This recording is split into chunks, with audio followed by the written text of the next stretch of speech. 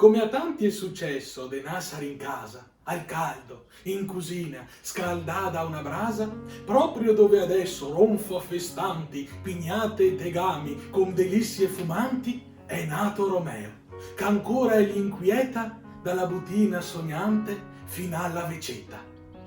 Da 40 anni non cade più, in mezzo a sta magia, tra le tripe e il baccalà, seccata un'osteria, come quelle di una volta, dove chieti se sta al caldin, scaldè dalla polenta o da un gotto de bon vin. Sarà quella pace, quella festosa serenità che par fine incuriosido tante celebrità.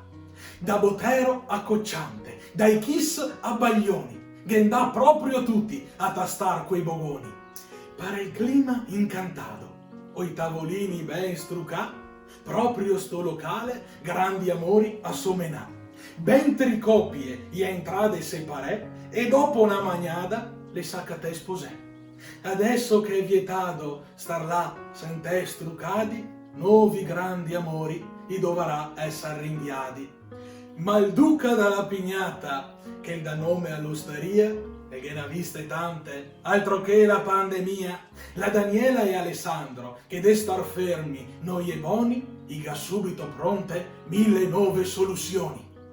E allora se riparte, pasti sade, polpettine, bigoli, sfilacci, erbette, patatine.